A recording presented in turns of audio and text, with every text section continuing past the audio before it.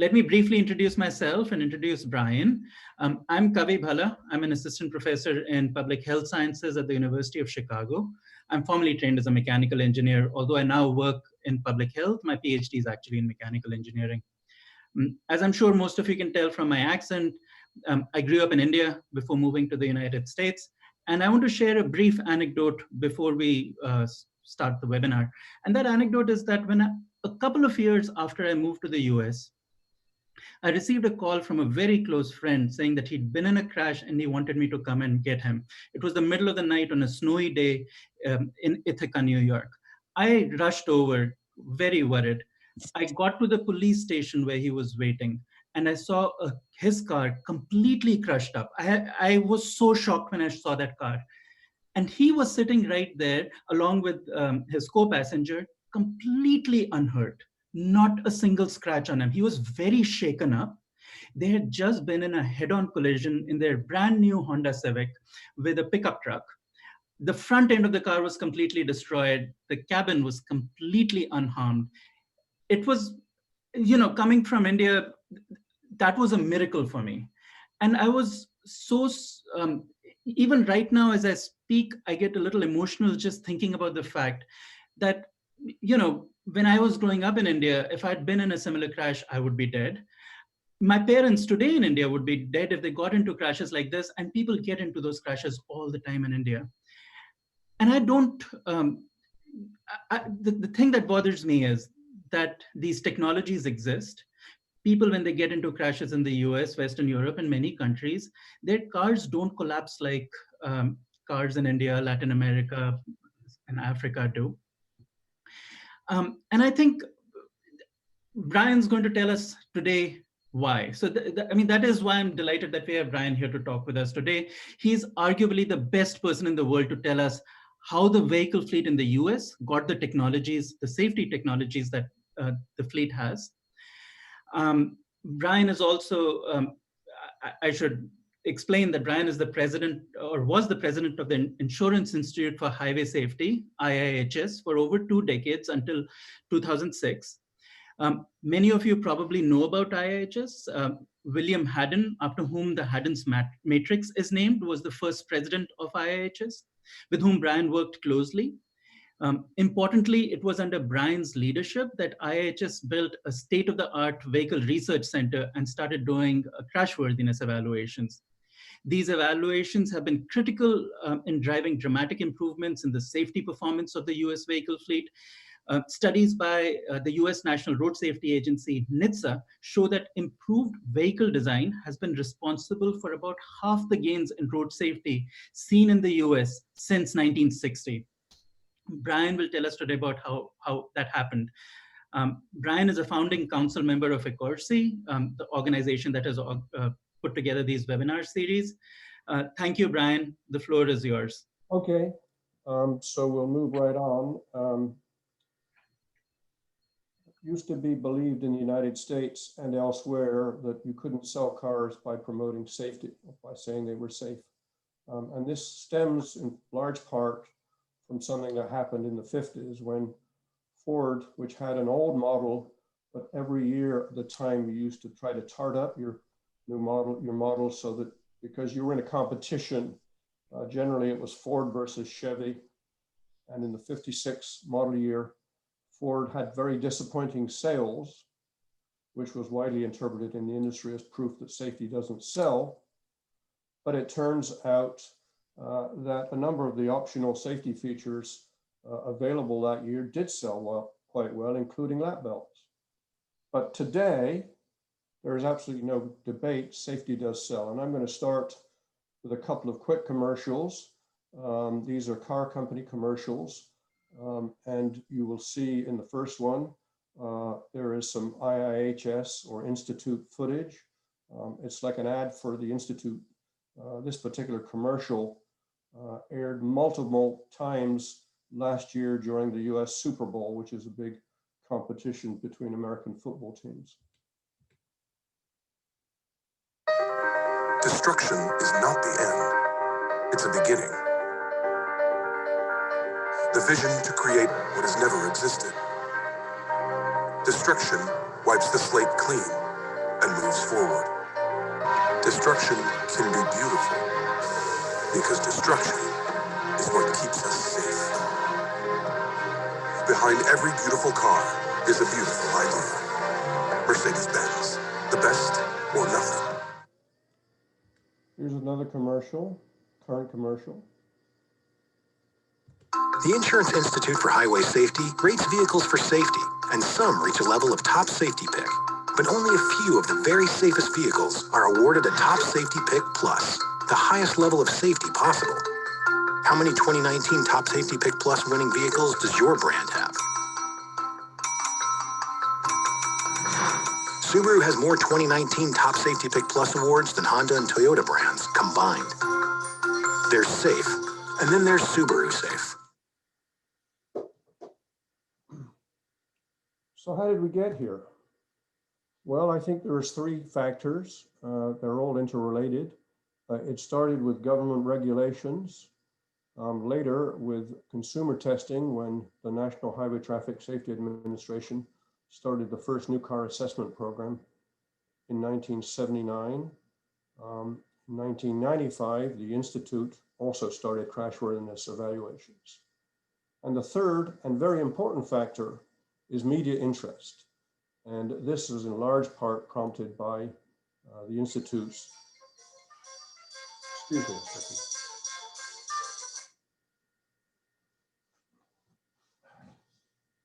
Sorry about that.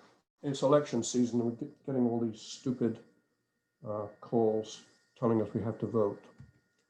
So the federal government had regulations for crashworthiness for the first time in the US in 1966.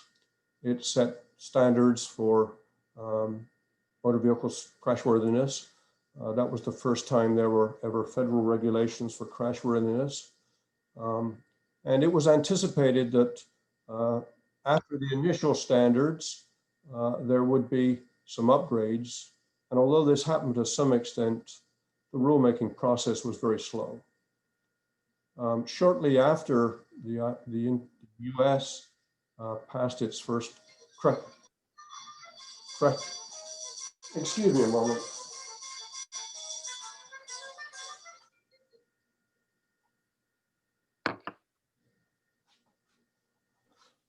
I'm gonna get rid of this phone.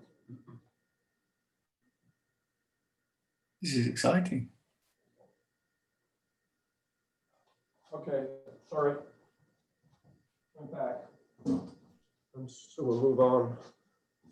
But other countries followed with crashworthiness regulations. And basically, the US had full width frontal crash tests.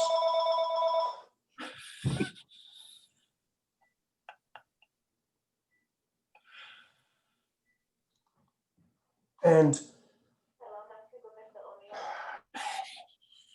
Maybe something important, Brian. no, it's election calls.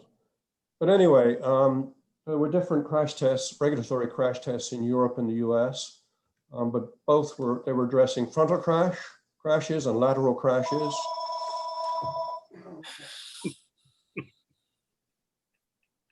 One second.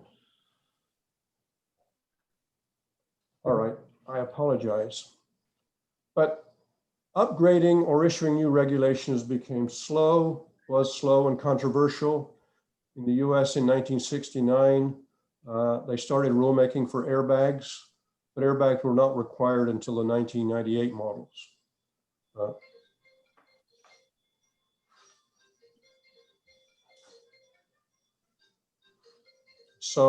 And in Europe, there was also rulemaking started in 1982 to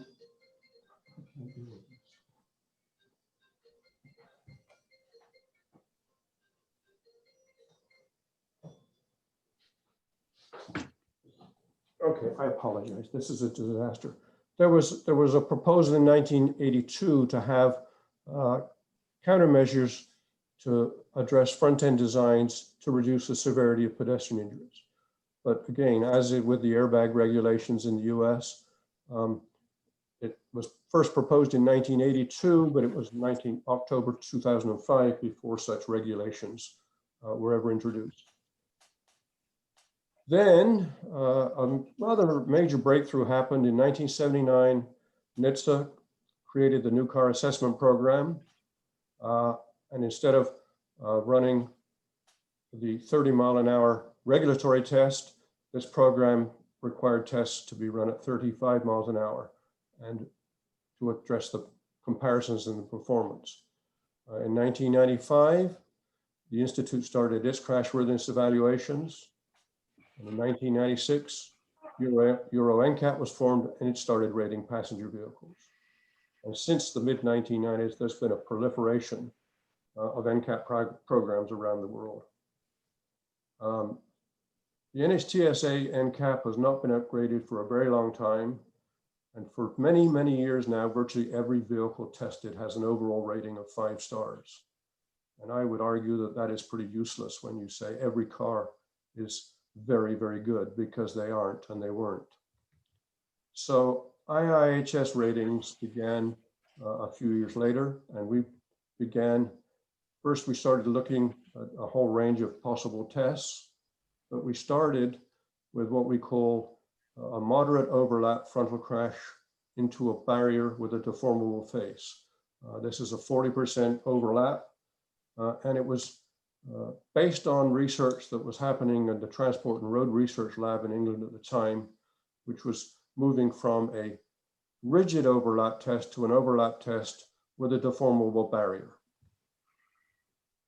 And here's the government test. And one of the principles of William Haddon was you have to maintain, if you're packing china, you start with a strong box. And if you don't have a strong box, it doesn't matter how good the packaging is, you will have damaged china. And those principles actually apply just the same to car crashworthiness. And by 1995, when the Institute started its first program, virtually every car at the time was getting at least 4 stars in the NCAP program. But the real world doesn't look like a full width flat barrier crash test. And so we took research, or did research at the Institute, to look at ways of addressing the more realistic crashes in the real world. And so we were looking at this sort of head-on offset crash, 40% into a deformable face when it became a test into the rigid barrier. And what we were trying to do is make sure that what we were doing in the barrier test replicated the same kinds of events in a real world crash. And so we had our first crash test program in 1995, 40 mile an hour, 40% or moderate overlap crash test program. And we worked very closely with the media to get these results publicized. So here we go. What you just saw, and what you're watching again now in slow motion, are the first pictures ever released to the public of an entirely new kind of automobile safety test. Very different from the test the government is currently using to measure safety, and with very different results. What that means to you is that your car may not be as safe as you think. Tonight, Lee Thompson has an exclusive report on the results of this new test. Take a look and see how your car did. Once again, this is how the government test looks. This is the same car you just saw in the government test in our test, the Mitsubishi Galant. Look at the difference in its performance. Incredible. All of the cars are doing well in the government test now, but they're not all doing well in this test.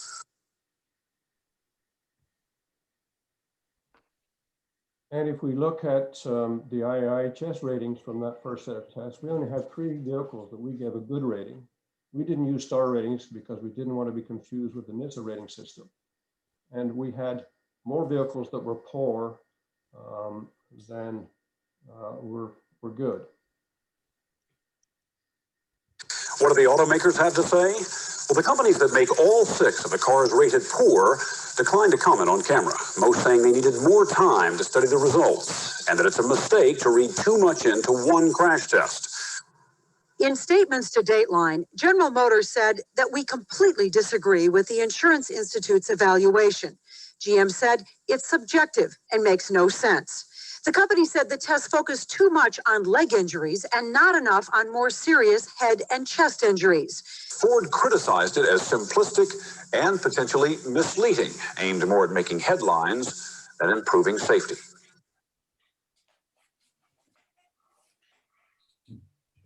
These are some of the kinds of results we were seeing in our first test program or early test programs.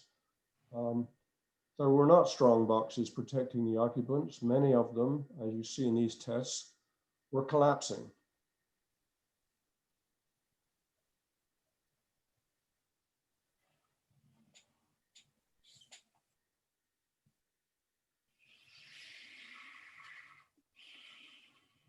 But within a few years, literally only a couple of years in some cases, things changed. These are the same four vehicles. Now we have a stronger box, another stronger box.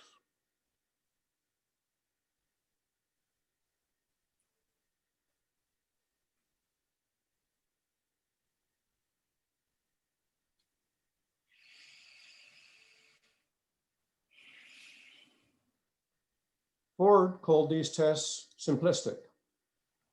Now, I would suggest if you look at the 2001 model on the left versus the 2004 model on the right, it's pretty obvious which one is least safe. You wouldn't want to be in that 2001 model in that kind of crash. And that's a 40-mile-an-hour offset crash test. Brian, can I ask a question here? Sure. So this visual is absolutely amazing. It shows you the difference between a car that has a strong box, like you said, start with a strong box. But there's so much else that goes on in testing. Those dummies are really expensive because they're carefully calibrated to behave like human beings. The high-speed data acquisition that happens with the instrumentation is really expensive. If we are trying to build just a strong box or test of cars as strong boxes, can we do much cheaper tests? Well, you certainly can.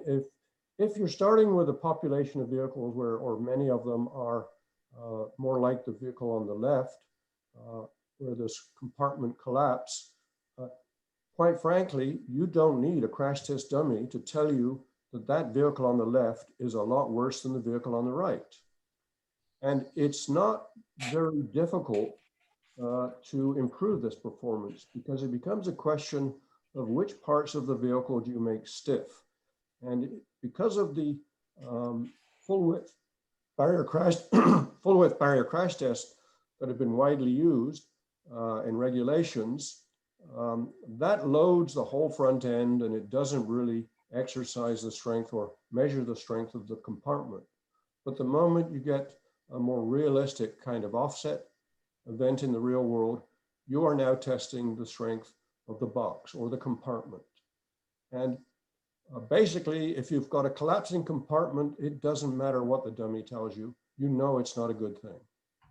Thank you. So you saw the automakers' responses. They ignored or said our tests were simplistic, although, as I just argued, you only have to look at those two pictures to understand that that's not really simplistic. It's a profound difference in the safety of those vehicles. But then only 1 year later, Ford, which had first called these tests simplistic, When driven, creates a stir. When owned, lives up to its promise. And when judged, wins award after award after award after award. The new Ford Taurus, the success story that never ends. Making the dream come true. so you see, there is the beginning of competition when it comes to safety. Ford was advertising the fact that it got a top rating from the Institute.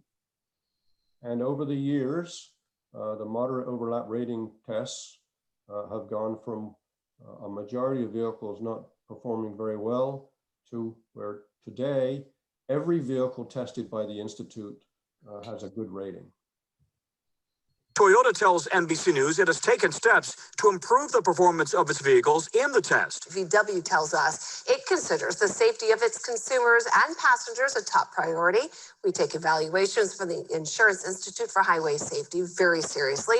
We will carefully review the results of their latest study on the 2017 Passat. At least they're not like denying it or anything. They are going to take a closer look at that for the sure. trick, though, is that those are two of the most popular models of those two particular makers. For sure. And they take the Insurance Institute for Highway Safety's evaluation very, very seriously. All of them do. But it's important to know how well these design changes, what differences they're making in the real world. And one of the nice things that we have in the US are very, very good data systems. And so we looked, or the Institute looked at vehicles from the 1992 to 2003 model years that had been tested and rated by the Institute. And we looked at, or the Institute looked at, fatal crash involvements during a number of calendar years and controlled for the effects of driver age, gender, and vehicle type, and curb weight on the driver death risk. And what we found was that there were pretty strong relationships between the ratings for cars, minivans, and SUVs, especially the ratings for the vehicles that were poor and their over-involvement in fatal crashes. And another way of looking at it was the change in driver fatality risk in two vehicle frontal impacts, all the good vehicles versus poor vehicles. And you can see that in all crashes, there was a 17% reduction in fatality risk, driver fatality risk, but in head-on crashes, the risk was down by 46% for the good rated vehicles compared to the poor ones. But there were also crashes where it was clear that this overlap test, this 40% or moderate overlap test, was not driving countermeasures. And this was the case when you got an impact that was what we call a small overlap, or what the Institute calls a small overlap. It's less, obviously, than the 40% or moderate overlap. And we looked, or the Institute looked at 116 real-world frontal crashes with serious injuries in vehicles that had good moderate overlap ratings in the IIHS and the Institute's tests. And what we found was that in those crashes with serious injuries, small overlap crashes accounted for as many cases as the moderate overlap. And so we took two vehicles that had good ratings in the moderate overlap test. In fact, the Institute looked at more than two, but here's an example of two vehicles that had good ratings in the moderate overlap test, but did quite differently in the narrow overlap.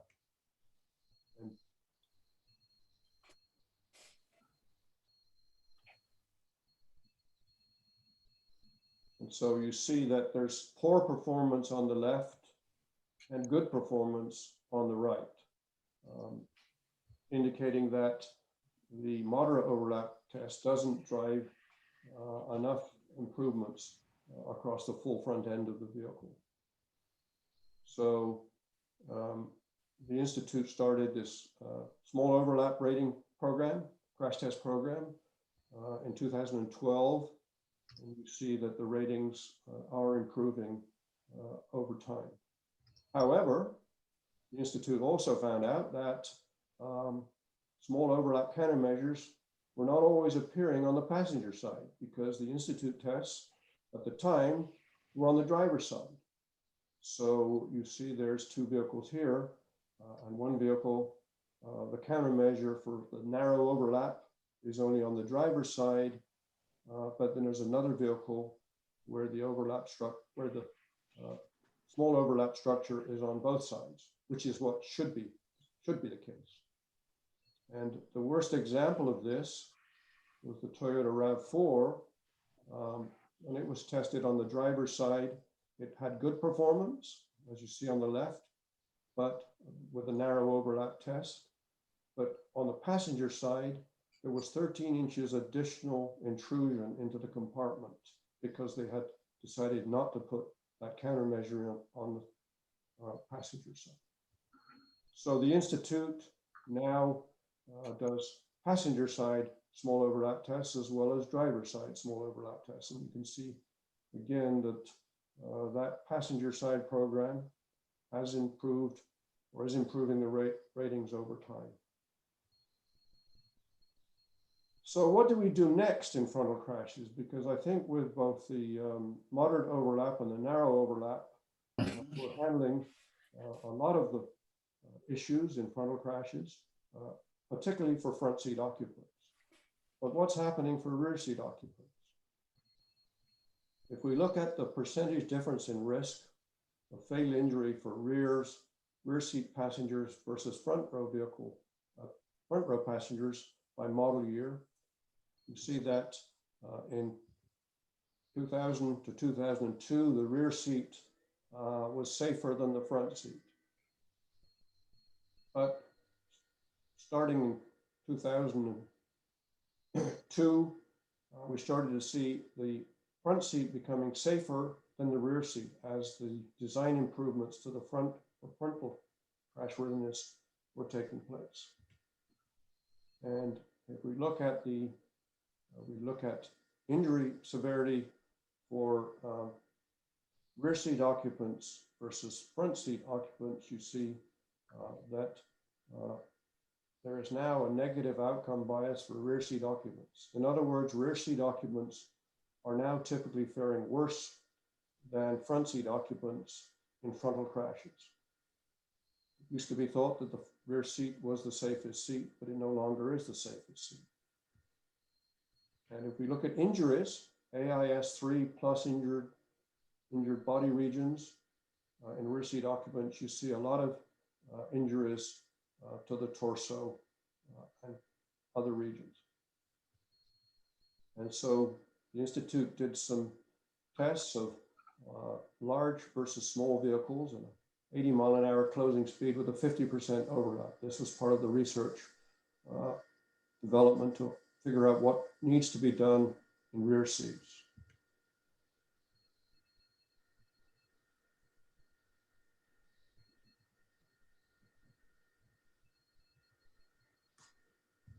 And if we look at the results for the large car, belt forces in particular in the car-to-car tests, the rear seat occupants are faring worse than the front seat occupants in terms of belt forces, both in the large car on the left and in the small car on the right. So what technologies are available to reduce seatbelt forces? Well, there are seatbelt force limiters, there are inflatable belts, and there are airbags. These are not yet widely being used. So again, the Institute did a matrix of 8 tests to look at dummy size and type, seat position, performance and injury metrics to explore the effects of potential countermeasures. So these were the kinds of tests we were running. They were the narrow offset test. And we had cameras with rear seat crash tensioners and belt force limiters, and cameras without that technology. And so here we look at standard seat belts in this test, and you will see that standard belts allow a lot of forward movement, high chest forces, and submarining. That is where the belt starts to ride up over the abdomen.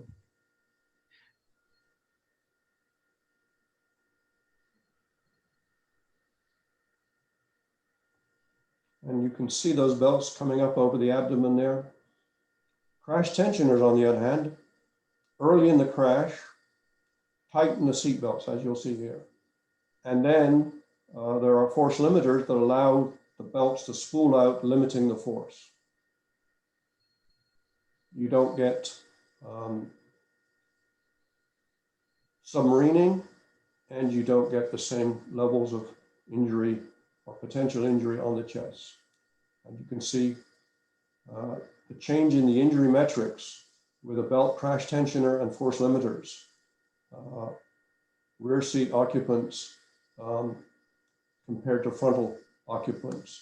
The reduction in both the head injury criterion, neck tension, chest acceleration, chest deflection, etc. So clearly these technologies can make a difference in rear seat occupants in frontal crashes. And so the Institute is now in the process of developing rear seat occupant test protocols that will be added to the Institute's frontal crash test program. Brian, can I ask some questions? First, I just want to comment that it's so shocking and amazing to me that we've come to a point where a belted front seat passenger is safer than a belted rear seat passenger in a crash. There's less space in the front, especially if the passenger compartment is collapsing. The driver has hard objects in front of them, like the steering wheel and the dashboard, compared with a rear seat passenger who would have the back of a front seat, which is much softer. In that scenario, to come to a point where now we are better at protecting front seat passengers is amazing. And if I'm understanding your point correctly, it's because we have more technologies that are being deployed in the front seat, which presumably, if correctly deployed in the rear seat, would provide the same benefits in the rear. So one, I just want to say how amazed I am. But the question I want to ask, the big arc that I'm seeing in your presentation is that IIHS and NCAPs are nimble in being able to change how rapidly they change their tests and make them more and more stringent. To the point that we get to the situation where rear seat passengers are now left behind. Is that right, that NCAPs are more nimble in general than regulations, as well as IHS compared with the NHTSA NCAP? Is IHS more nimble than the NHTSA NCAP in terms of changing regulations and driving improvements? Well, let me first say, one of the reasons the front seat has become so safe is that occupant compartments no longer collapse in frontal crashes. I mean, today, every vehicle that's tested, and by the way, the Institute allows the manufacturers to do self-testing and provide data to the Institute to prove that their cars are performing well. So the Institute doesn't have to run tests on every vehicle and can concentrate on other crash configurations. But once you've got a strong compartment and you've had from the beginning energy absorbing steering columns, you put an airbag on an energy absorbing steering column or a passenger side airbag in the dashboard, you have not only a strong compartment, you've also got very, very good packaging, just like China. You've started with a strong compartment, and then you've, in the event of a crash, obviously you can't wrap people in cellophane as you do China. You've got airbags, energy absorbing steering columns, and seat belts to protect the occupants. And again, one of the things that has made all this possible is after many, many years of effort, we have belt use levels in the high 90s everywhere in the United States, except for New Hampshire, which refuses to have a seatbelt law.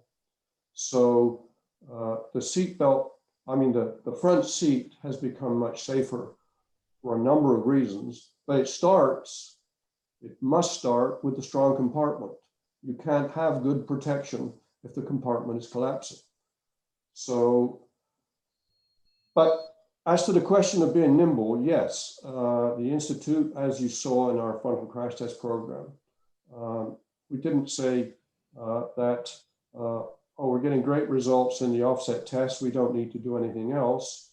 The Institute's way of operating is, what are we missing? Why are some people still not doing well in these crashes? And that led to the narrow overlap. So the frontal crash test program from the Institute now is a moderate overlap and a narrow overlap. So the combination of those two is really providing superior protection in the front seat. And in the back seat, we've always known that seatbelt geometry is an issue because you can't get the anchor points as low as you can in the front seat. So there is this tendency, if you don't have good seatbelt designs, to have submarining down under the belt where you start to pick up abdominal injuries. But again, fairly simple technology, belt force limiters and crash tensioners will greatly improve the performance of seatbelts in the rear. And that will provide protection, which I think will soon eventually get the rear seat as safe as the front, but it's not there yet. So Brian, I want to underscore something that I think you're saying, which is that IHS can change its tests much more rapidly than regulations can. So if NHTSA was wanting to change their tests, they wouldn't be able to do it as rapidly just because of how the political process works. Is that right? Well, unfortunately, I hope there are not too many lawyers listening to this. NHTSA has, with its NCAP program, asked lawyers what it can and cannot do legally. Now, in my opinion, NHTSA can run any crash test it wants as long as it's just for public information. It's not a regulatory test, it's providing public information. But the lawyers, some time back, ruled that NHTSA would have to go through the equivalent of rulemaking processes to change the testing programs it's running. It has to give the manufacturers years and years of notice. The Institute gives manufacturers notice when it's about to change its programs, but it doesn't give them years and years. But we talk to the manufacturers, or the Institute talks to the manufacturers on a regular basis and say, this is what's coming next, get ready for it. And that is by definition going to be faster than what NHTSA does. But also, and I'll cover this again a little later, NHTSA is a political agency. The head of NHTSA is a political appointee. And under our current administration, which may not be our current administration in a few weeks, they have shown absolutely no interest in improving vehicle safety. The only good thing about NHTSA these days, in my opinion, and it continues to collect and make available very, very good data systems. But as a regulatory agency right now, it's hopeless. Thank you. So the Institute also started a site impact test program. NHTSA had a site impact test program which simulated a car hitting the side of a passenger vehicle.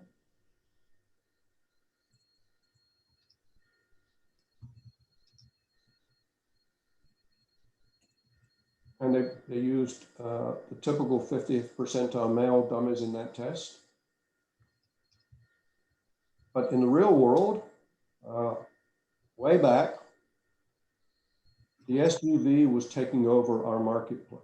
And so you are more likely to be hit by an SUV than another passenger car.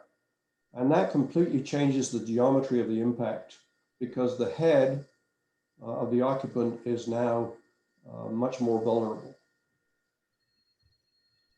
So the Institute, when it started its site impact test program, developed a barrier that simulates an SUV. It's higher and taller. And because we knew that the key countermeasure was going to be side impact airbags with head protection, we tested with small females because we wanted to make sure that head protecting airbags that deployed from the roof deployed far enough down to protect small occupants.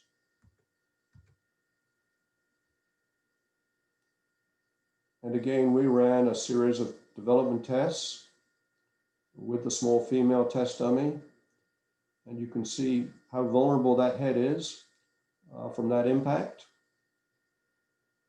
And this is the same sort of event with our barrier, or the Institute's barrier.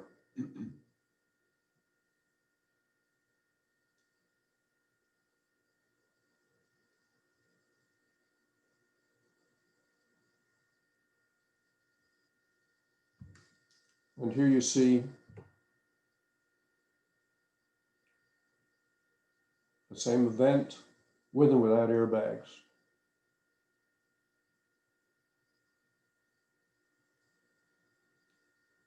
And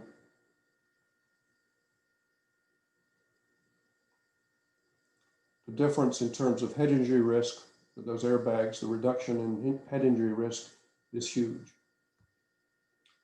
And side impact ratings from the Institute have been improving so that today essentially every vehicle tested has a good rating. But again, you can't sit on your successes. And so the Institute has been looking at what's going on with vehicles with IIHS ratings and how well are they doing in the real world. We were looking at drivers in police reported crashes, vehicles with standard side airbags that protect both the head and torso, and again, controlling for other effects. And what we found was that the driver fatality rates in left side crashes were very much influenced by the crash ratings. The good performing vehicles did extremely well, and the poor rated vehicles obviously didn't do very good. And this is a driver side only side rating versus good versus poor rated vehicles. And again, you see very big changes in driver fatality risk in left side crashes. But what comes next? One of the things that is important in side crashes is reducing to the extent you can structural intrusion into the driver's space.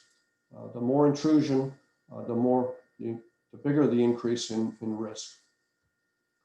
And what we've seen, or what the Institute has seen over the years, is that starting with the early 2000 models in the early 2000s up through 2020, that vehicle structural performance has improved over time. Those blue lines are indicating how much intrusion there were in the test by model year. And you can see that as we're getting into the more current model years, the amount of intrusion is being reduced. Current vehicles have 8 inches less intrusion compared with the original test vehicles. But even stronger structure could further reduce fatalities. So the current boundary in the current ratings allows structure to enter into the occupant space. But maybe we need to get that reduced.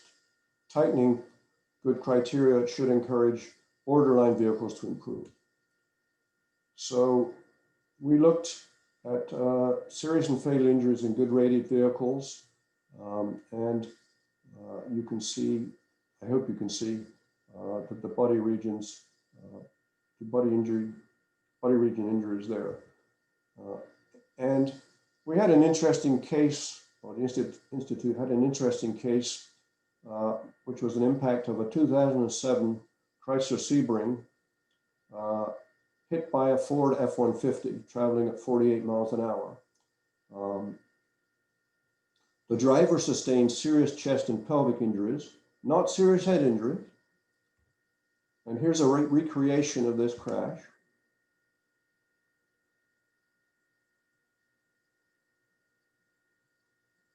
It's a pretty devastating crash.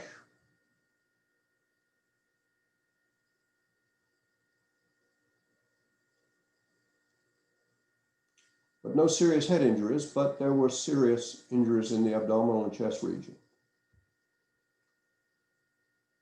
The test was 2.5 times the crash energy of the Institute test, and the Ford F-150 is 1,500 pounds heavier than the IIHS barrier, and the crash speed was 17 miles an hour faster than the IIHS test.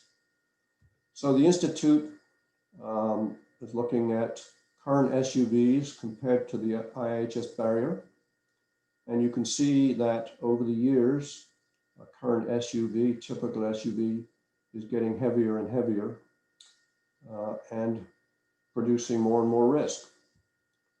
So the Institute took some vehicles that had, all of these vehicles had good rated structure, although the two on the left had very strong good rated structure, the Toyota Camry and the Volkswagen Atlas. But the two on the right although their ratings were good, they were close to the acceptable region, so they were not as strong. And ran a test program looking at these issues.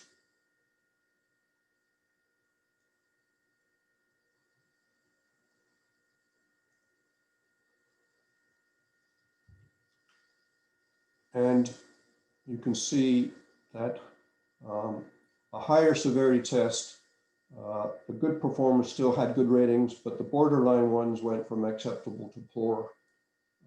So the Institute is now looking at a higher severity barrier. How does it compare with an SUV? The barrier, the struck vehicle rolls away from the barrier. The SUV, the struck vehicle actually rolls towards the barrier. So the Institute is now developing a new side test. A higher speed test should draw out differences in vehicles and promote improvements in vehicles that have got borderline or good acceptable performance in the current test. And this new barrier front is currently under development. Another area the Institute has focused on is whiplash or neck injuries. Head restraints in the US under the Federal Motor Vehicle Standard were pathetic. They were, this is just an average sized male, and you can see that they're not going to offer much protection to occupants' necks in the event of a rear impact. There's the difference between a good and poor head restraint position.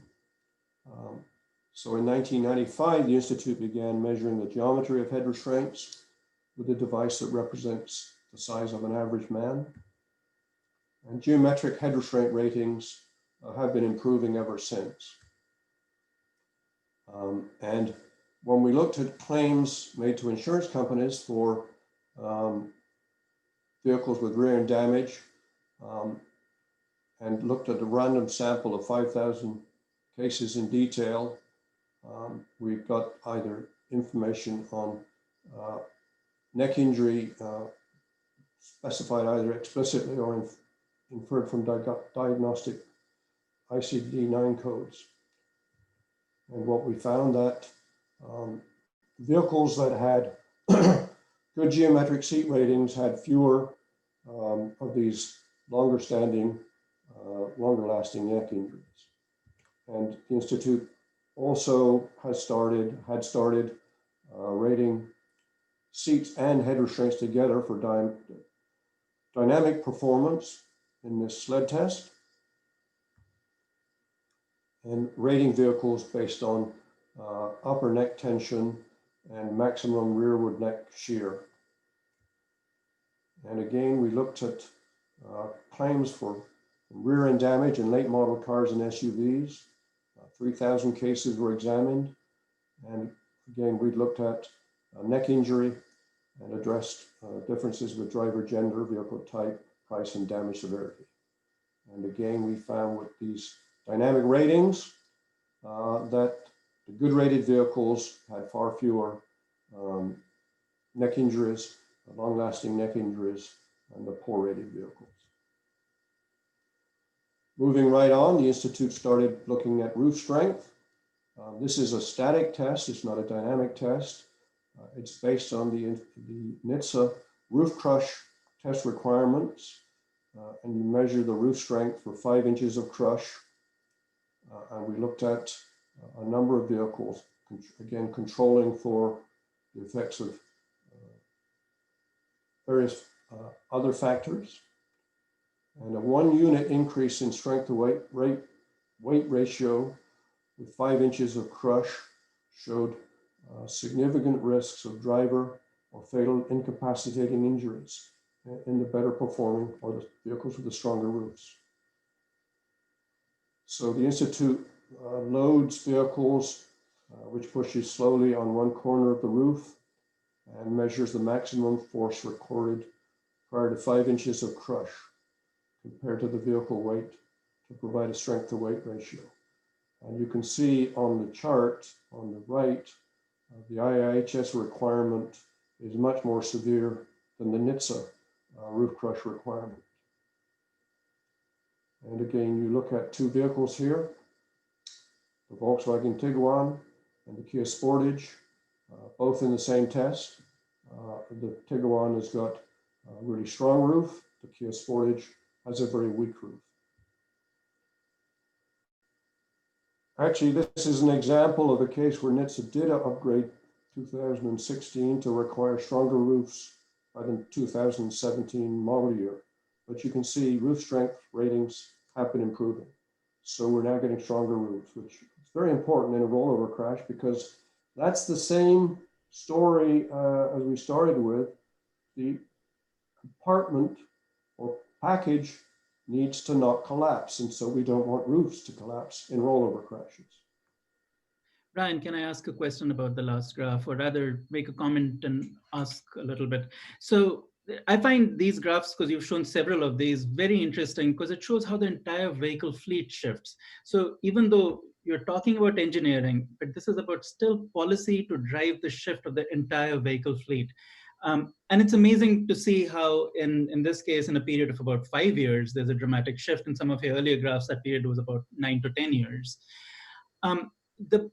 The bit that I wanted you to comment on a little bit was regulations and how that, like, where do regulations fit in over here? In a previous graph, in a previous slide, you just pointed out that the NHTSA requirement is much lower for roof strength. So am I right in thinking that NCAP, so all cars have to comply with regulations. So that sets a low bar on how well cars perform. And then NCAPs act above it to push the car to perform way above regulation. Is that a fair description? Yes, but as you saw in that this example, NHTSA upgraded FMVSS 216, which is the roof strength requirement, in 2009 to require high strength roofs. That was made possible in large part because of all the data the Institute had been collecting in its roof strength tests, showing that there were many vehicles that had much stronger roofs than others, and that the NHTSA requirement, which dated back to the beginning regulations, had become quite weak compared with the strength of the roofs on vehicles today, or the strength of roofs on many vehicles today. So NCAP are being driven by NCAP, or crash worthiness evaluations, as we call them, can facilitate rulemaking, because that's allowing the rulemaking to catch up with what's happening in the real world. Thank you. Since I left the Institute did an expansion and now has an outdoor covered area where it is doing assessments of crash prevention systems. And in particular, they are now looking at front crash prevention systems and also vehicle to pedestrian ratings.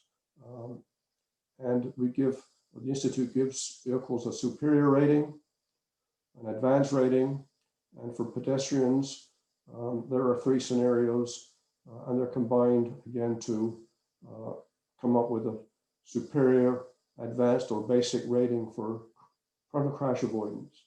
And that's a perpendicular adult, that's an adult walking across the road, test run at 12 and 25 miles an hour, a perpendicular child, and a parallel adult in the right lane near the edge of the road facing away from traffic.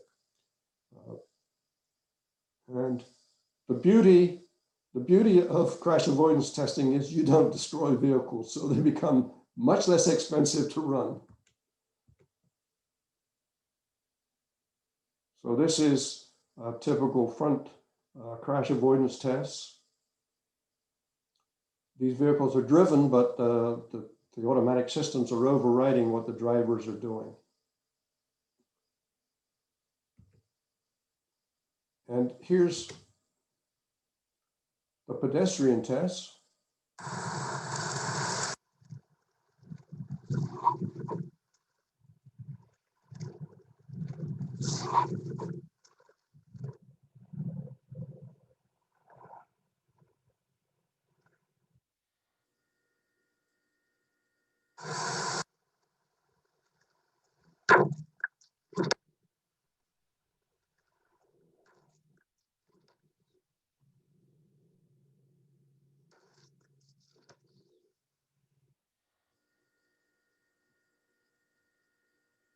This technology, both the car-to-car crash prevention and the car-to-pedestrian crash prevention systems are very soon going to be standard on all new models in the United States. And that's because of an agreement between the Institute, NHTSA, and all of the major car manufacturers.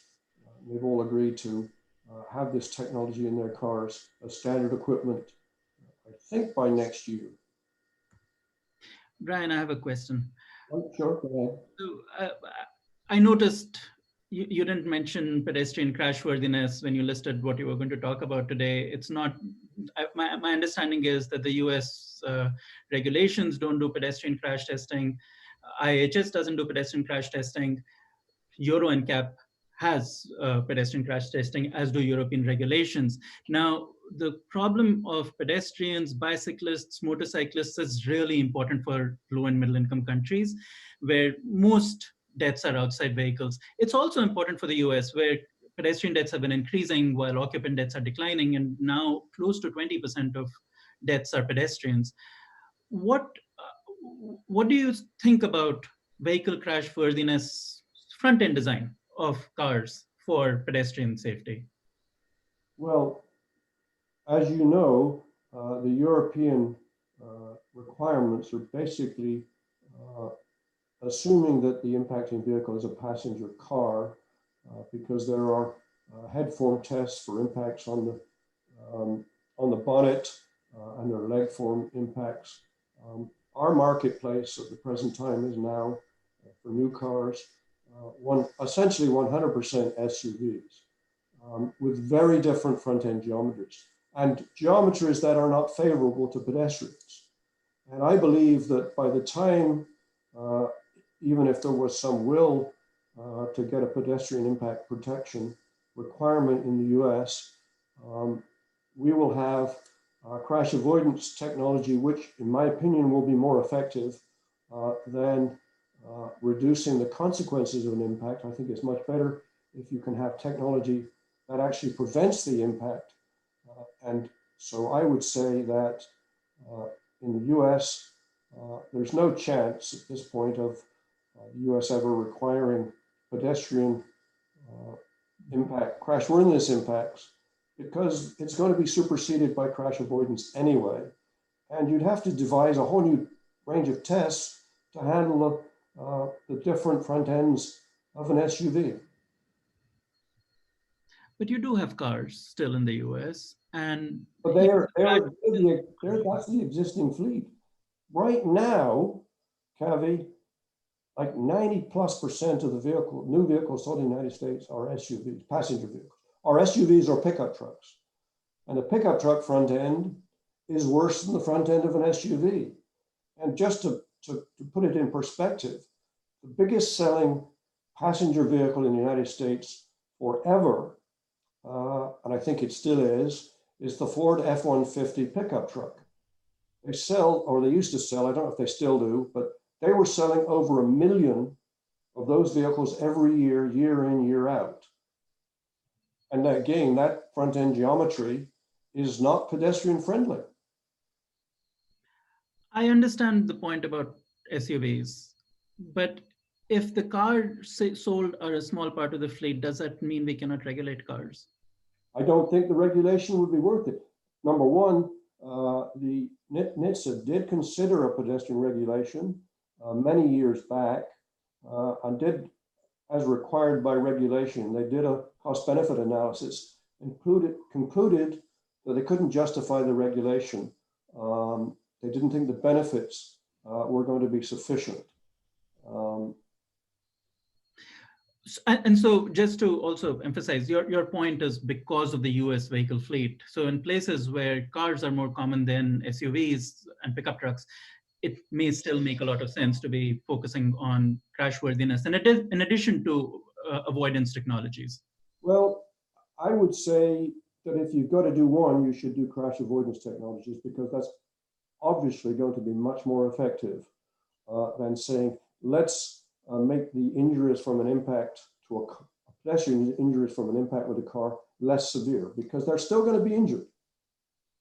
Whereas the crash avoidance is promising to substantially reduce the number of impacts. But if you're only going to do one, and that's certainly where we are in the United States, I would say that the crash avoidance is what needs to be done. Okay, thank you. The Institute also looks at headlights, and we measure, or the Institute measures, where the beam goes straight ahead and on curves. And you can see the little blue and white rectangles. Those are the border lines where you want we want the performance to be. This is a 2020 Genesis, which has poor headlights, but it's only one model of that vehicle, because this is the same model, but with a different set of headlights. And here it's got a good rating. And again, what's happening with this rating is that headlights are improving. And we think that's an important countermeasure, crash avoidance countermeasure, as well as the ones that act automatically. And so we have, or the Institute has, top safety pick plus, top safety picks, and those criteria to get those ratings change every year. They are upgraded. We don't let the manufacturers say, oh, well, this is how we did 5 years ago. We're saying, you have to tell us how well you're doing that. And so where are we? NHTSA's NCAP program is hopeless at this point. A very significant upgrade was announced in 2015, but was shelved in 2017.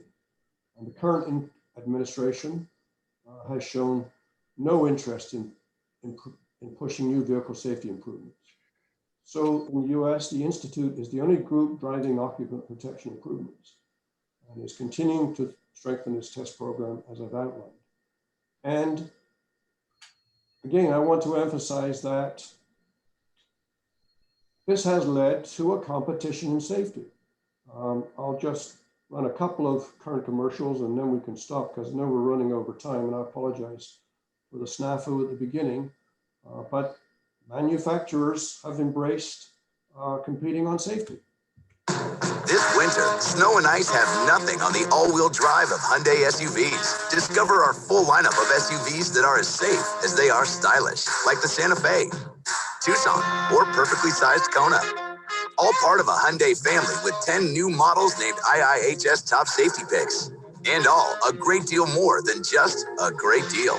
Right now, lease any new SUV with available all-wheel drive and get 0% financing. Only at your local Hyundai dealer. When you know what's behind you, beside you, and up ahead, you can keep your mind on bigger things. Safety first, and second, and throughout the Ram 1500, the first full-size pickup to earn the IIHS Top Safety Pick Plus award. So I will wrap there and say that there are, in my opinion, a number of keys. It is very important to get the media involved. You do that by having very good video. When we built our crash test facility, one of the central important things in the design was to have a crash hole where we could get excellent videos, because if you have third-rate videos or third-rate pictures, you will never get on TV. You know, that may seem trite, but what changed things in the United States was those pictures, those beautiful pictures of compartments collapsing.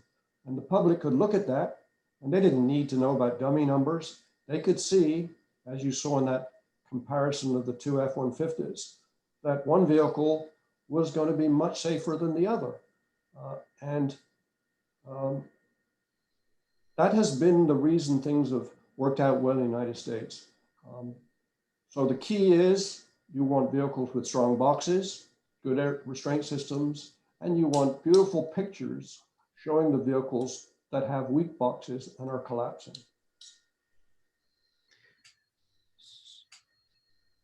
Brian, is this a good time for you? Were you going to? Go ahead. Can I ask you audience questions at this point?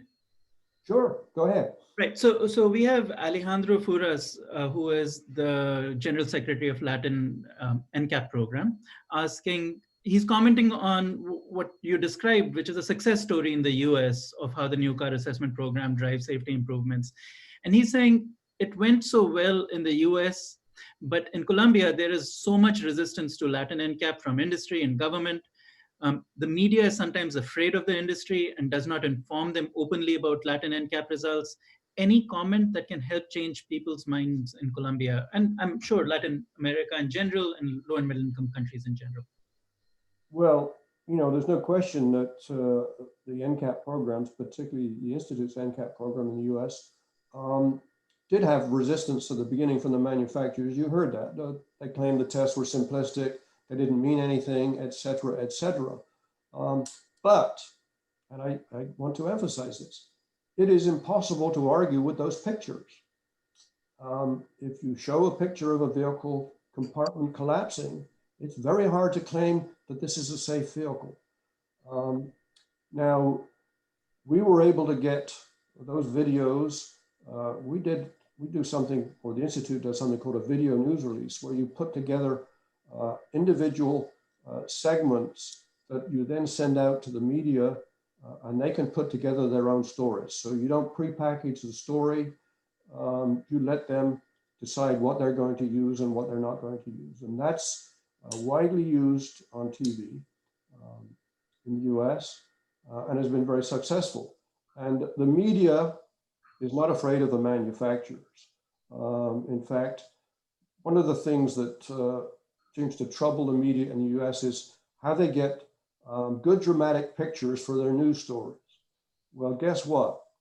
Crashing cars that are collapsing is good media for the news programs, and they like that. They like the news releases. They put together stories, and we get, or the Institute gets, wide coverage. We also started off, as you saw with that first test program, with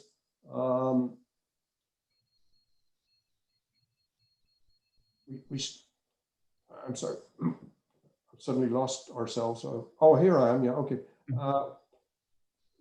We started off with a news magazine show. We had these shows, and we still have some of them. And one of the shows was Dateline, and we worked out a deal with Dateline that they would cover every one of our crash test programs, which they did for several years. So we don't have to worry about the media being afraid of the manufacturers. And again, I think if you can produce the pictures, the beautiful pictures, you need beautiful pictures, but especially pictures of compartments collapsing, that should get the media interest.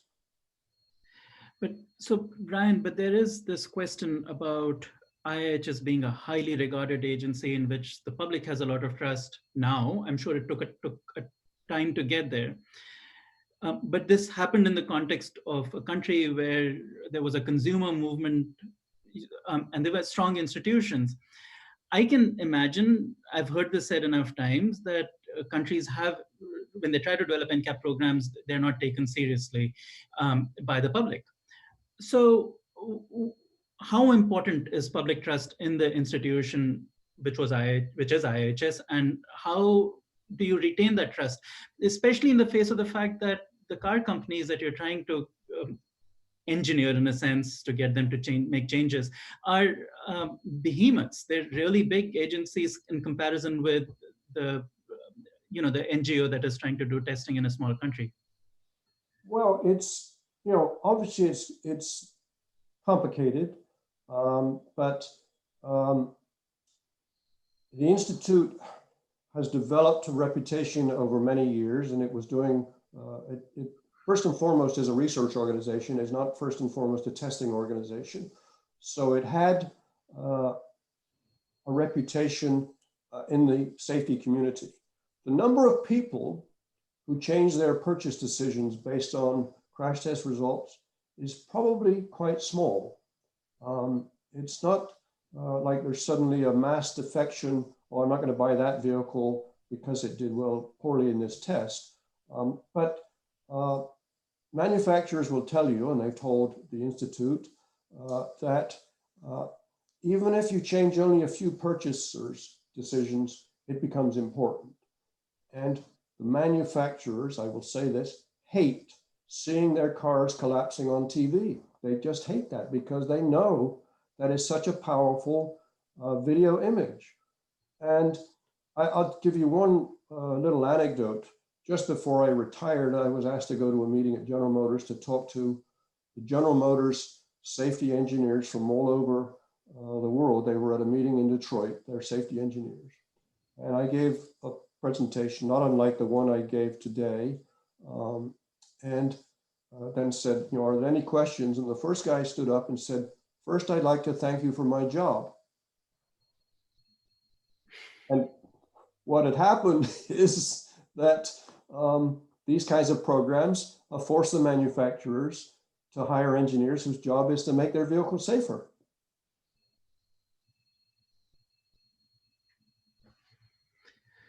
Dinesh is asking, since most countries will not have an IIHS, should some groups try to match IIHS tests with models being sold in other countries?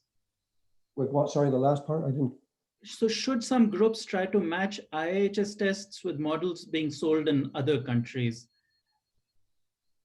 Well, you and I have discussed this in the past, and if I was starting a program in India or Latin America, I would be seriously thinking about running very simple crash tests.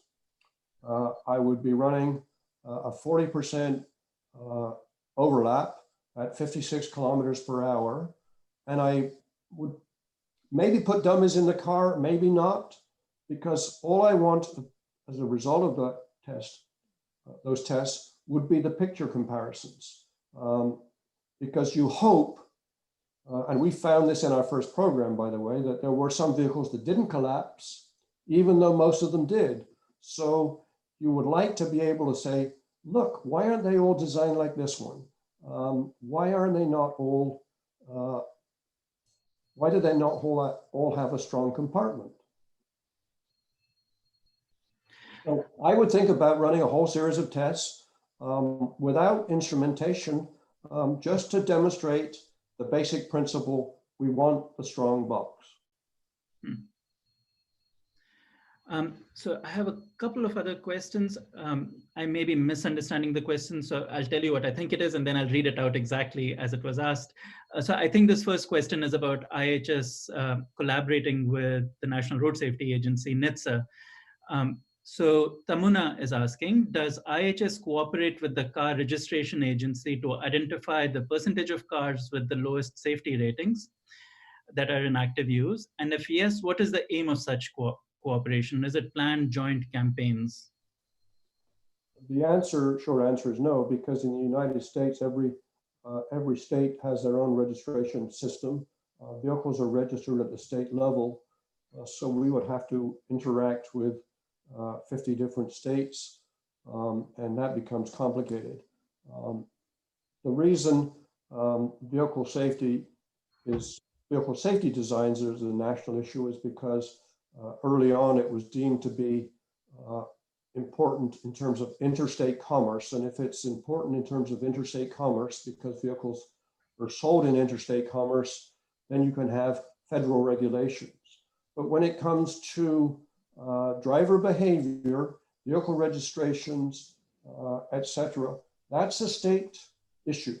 So we in the United States, we have very high levels of belt use everywhere except New Hampshire. I mentioned this earlier. In New Hampshire, they have chosen to not have a belt law. They do not require belt use in New Hampshire. New Hampshire has a license plate that says, as its tag, live free or die. And we used to say, well, they should change it to live free and die. So we have a mishmash because of the federal system. So the answer when it comes to tabulating vehicle registrations and indicating which ones have good safety or not, that would be a huge undertaking in the US, and you'd have to get the cooperation of 50 states. Sure. So here's another question. I think this is about vehicle compatibility. The question says, how can we test the crash pattern of a private vehicle with trucks and trailers as they are much different in terms of height from each other? Again, I'm sorry.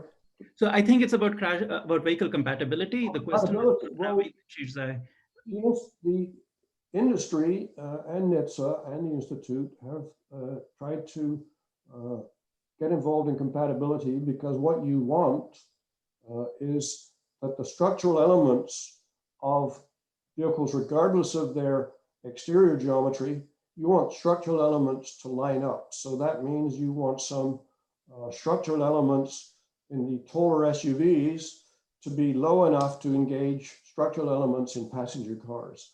So you're getting the structural elements interacting. You do not want what we call override and underride, where you've got nice structures designed for a barrier crash, but that do not line up with different classes of vehicles on the road. And to some extent that has happened. And so compatibility is a challenge, however, as long as you've got vehicles with very significant geometry. And we have in the United States a very significant, I would say significant, but we have an aftermarket of people who provide ramp-up kits, so you can get a high-riding pickup truck or a high-riding SUV, which of course completely obviates the benefits of the manufacturer's efforts to make their vehicles compatible.